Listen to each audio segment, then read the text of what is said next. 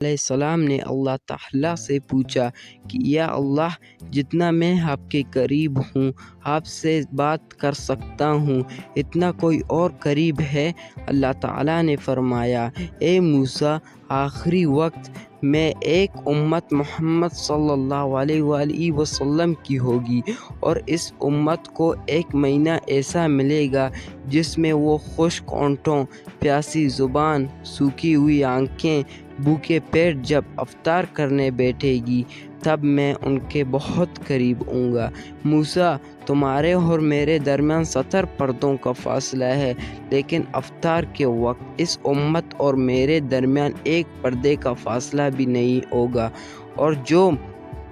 دعا وہ مانگے گا اسے قبول کرنا میری ذمہ داری ہوگی۔ سبحان اللہ! اگر میرے بندوں کو معلوم ہوتا کہ رمضان کیا ہے، اگر میرے بندوں کو معلوم ہوتا کہ رمضان کیا ہے، تو سب تمنا کرتے کہ کاش پورا سال رمضان ہو۔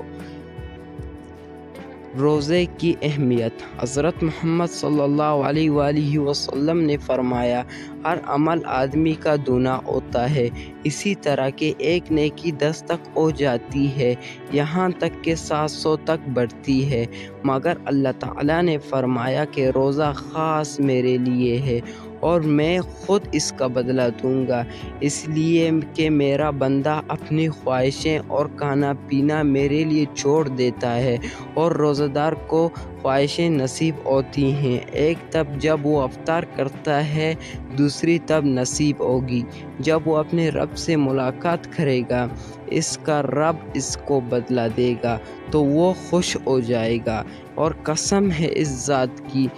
کی جس کے قبضے میں محمد صلی اللہ علیہ وآلہ وسلم کی جان ہے، روزہ دار کے منہ کی بو اللہ کے نزدیک مشک سے زیادہ پسندیدہ ہے۔ رسول اللہ صلی اللہ علیہ وآلہ وسلم نے فرمایا کہ جنت میں ایک دروازہ ہے جس کا نام ریان ہے، یعنی سیراب کرنے والا کہتے ہیں۔ قیامت کے دن اس دروازے میں سے صرف روزہ دار جائیں گے، اور ان کے سوا کوئی اس میں سے نہ جانے پائے گا۔